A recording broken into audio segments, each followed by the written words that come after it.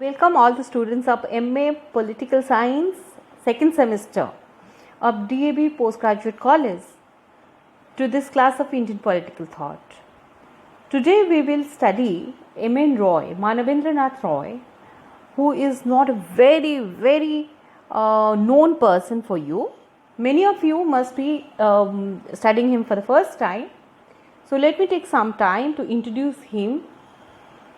Manavendranath Roy, whose original name was not Manavendranath Roy, his name was Narendranath Bhattacharya, was born on 6 February 1886 in Bengal. His father, Dinabandhu Bhattacharya, was a Brahmin head priest of a temple. So he came from a very orthodox Bengali Brahmin family of Bengal. But this person, Narendranath Bhattacharya, was more influenced by the revolutionaries who were there in his village. His village had a very revolutionary background. It had produced many well-known revolutionaries of Bengal like Rajnarayan Bose, Shivanath Shastri, and besides this, the militant nationalism which had swept Bengal in protest against the partition of Bengal in 1905 also had strong influence on the minds of young Naren. Naren joined a revolutionary organization called Anushilan Samiti and also came in contact with some very famous revolutionaries of that time in Bengal. One was Bharin Ghosh, who was also the founder of Bengal Daily Jugantar, and Jatindranath Mukherjee, who was also known as Bagha Jatin during that time. This person, Narendranath Bhattacharya, was young and he was deeply influenced by these revolutionaries, and along with them he hatched a plan to wage an armed revolt against the British government. And for this they organized a number of dacoities in order to raise money for buying arms. And for this he had to undergo imprisonment many times. After the outbreak of the First World War in 1914, the Bengali revolutionaries had decided to seek help of Germany to fight Britain. They had established Britain in the sense the English government, the British government in India.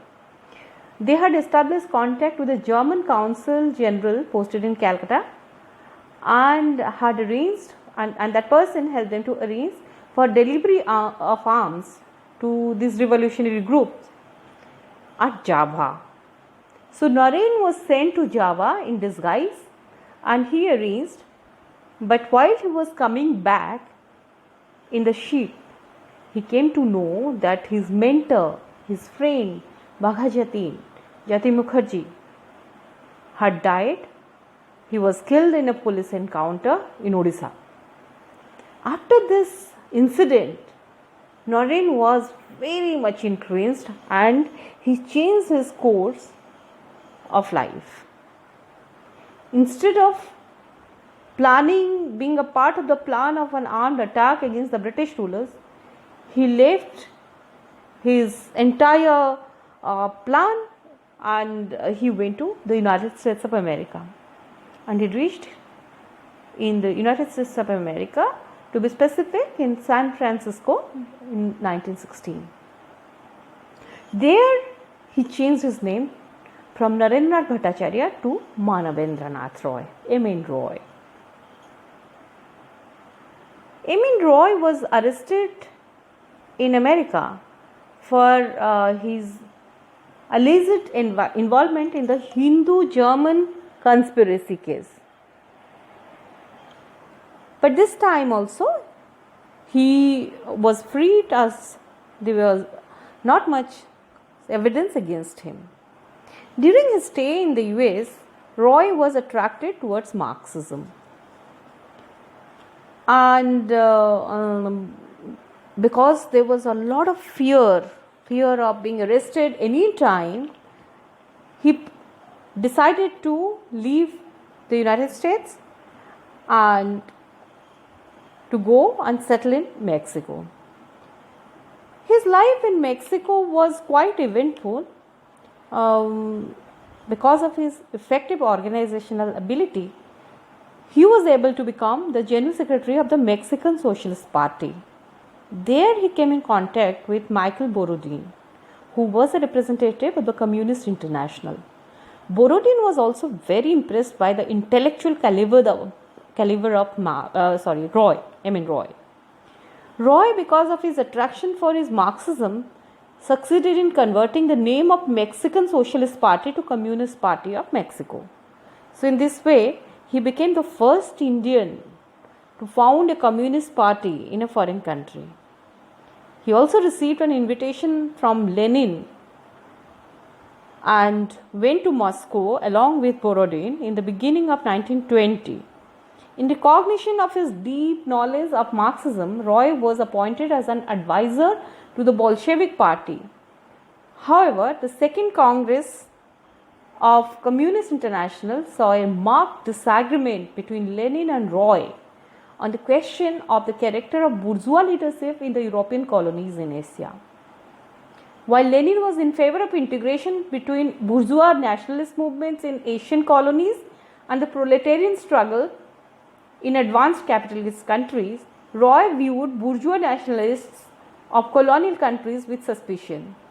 Lenin could see the merit in Roy's argument, and the papers of both were adopted with minor changes by the Second Congress of the Communist International. Roy was also sent by the Communist International to China at the end of 1926 to advise the Chinese communists. He stayed in China till the middle of 1927. He advised them to launch an agrarian revolution, but they did not accept his advice. So he returned to Moscow, but he did not stay there for long. He became very, very critical of the monopolization of leadership of the Third International by Russian communists. His criticism of Stalin's red sectarianism and extreme leftism resulted in the final break between Roy and Communist International. Against this background, Roy returned to India in 1930. Not long after his return to India, he was convicted in a conspiracy case. It was Kanpur conspiracy case, and was sentenced to 6 years of imprisonment. But then he was released in 1936, and on Nehru's invitation, he joined Indian National Congress, but did not continue there for long. He was very uncomfortable with Gandhi's leadership of in Congress. He did not have faith in Gandhi's method of non-violence. He thought that Gandhian struggle was helping the capitalist exploitation. He preferred a radical struggle, and accordingly organized the League of Radical Congressmen in 1939, and also contested for the post of President of Indian National Congress in 1940, but lost to Abdul Kalam Azad. He quit the Congress in 1940 and formed his own party called Radical Democratic Party. He argued that the people of India should support Britain in its war against Germany, which were in the opposite sides of the Second World War. To him, Nazism and fascism were a much greater danger to the world than colonialism. He criticized the Congress for continuing the movement against the British administration even after the outbreak of the Second World War. In 1948, Roy dissolved the Radical Democratic Party that he had started when he realized that the party had no place in his new political thinking. So he kept on changing his thoughts. So his new thinking was known as radical humanism or new humanism. He did not like both political parties and struggle for power, as they were threats. In his opinion, they were threats to morality and freedom, which constituted the core elements of new humanism. He devoted himself to writing on national and international problems in his journal Radical Humanist till he breathed his last in 1954. Roy had accepted Marxism mainly because he believed that Marx was a humanist and that he was deeply concerned about man. Political freedom is important, but it is meaningless without social and economic liberation. Social revolution should precede the political revolution, Roy said, as did Marx. Like Marx, Roy was also critical of capitalism and imperialism. He regarded capitalism as highly exploitative. The rich should not exploit the poor. Roy also appreciated the scientific attitude of Marx. He appreciated Marx's materialistic stance. In Marx's view, the world was an objective reality and there is nothing transcendental in this world. Roy also regarded matter as fundamental and real and independent. Humanism in Marx had strong attraction for Roy. Marxism is just not a technique of revolution, nor is it simply an economic political approach. However, 1940 marked a transition in Roy's political philosophy. He changed from orthodox and rigid Marxism to radicalism during 1940 to 47 and from radicalism to new humanism during 1947 to 1954. But his transition from Marxism in 1940 was not very certain. Even before this, he had sought to look beyond communism. Though he was still speaking of class struggle, he had started putting emphasis on cohesive factor of social organization, and his slowly increasing doubts and questions about Marxism over many years transformed themselves into a major break from it in 1940, and after that he did not look back. What he started was known as new or radical humanism, was actually developed by him in the last 5 years of his life. This marked a fundamental change in his thinking, though he retained his emphasis on man as the center of the universe. It derived its inspiration from the Renaissance of Europe, which traced reason as opposed to any religious dogma or mysticism. Roy claimed that his new humanism or radical humanism was based upon the progress of science and social experience gained over the years. By this time, Roy had ceased to be a Marxist. He had rejected the materialistic interpretation of history, but this did not shake his faith in materialism, which remained an important element in his new humanism. He traced human evolution to physical universe. History is the story of man's quest for freedom, according to him.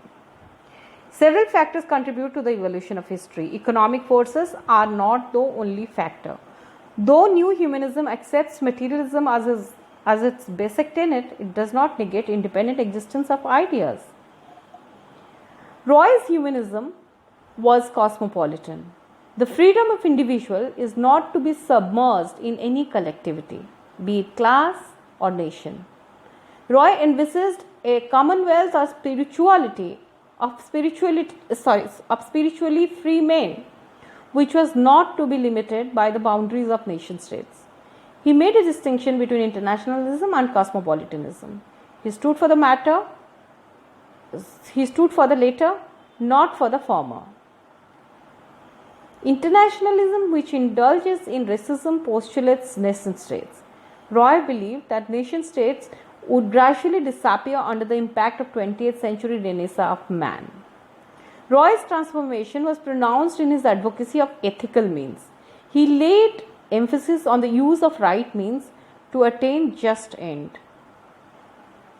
While the Indian institutions were the source of Gandhi's inspiration, Roy was inspired primarily by European traditions of liberalism and humanism. He did not share Gandhi's mysticism, asceticism, or transcendentalism. Roy argued that man is moral because he is rational. Rationality is embedded in man. That is why he is oriented to a harmonious social relationship. Roy was an ardent advocate of freedom of individual, as we discussed, and he was critical of anything which threatened individuals' freedom. He opposed parliamentary democracy because it militates against people's sovereignty. It is only during elections, according to him, that people feel to be sovereign. But between two elections, they are powerless. For them, people's sovereignty is just a legal fiction. When a political party with absolute majority comes to power, it tends to become dictatorial. Real powers are exercised by a small coterie of a few powerful politicians of the ruling party and top bureaucrats. On the same ground, he advocated abolition of party system, which in his opinion acts as an agent of centralization. Political parties tend to monopolize all powers and stand in between the government and the people. Roy therefore advocated a new form of political order in which people would enjoy sovereignty and autonomy, and in this new pyramidal setup, the government at different levels will be manned by spiritually free men, and powers will be truly diffused and decentralized. Emin Roy, no doubt, was an intellectual giant. He had vast experiences in the politics of a number of important countries of several continents, but he did not prove to be a very successful person in politics in India.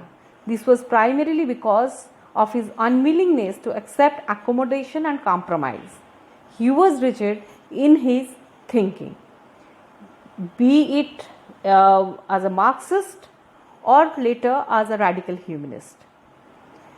He fought hard for what he considered as right or valuable. He did not hesitate to cross swords even with people like Lenin or to mount a scathing attack on Gandhiji.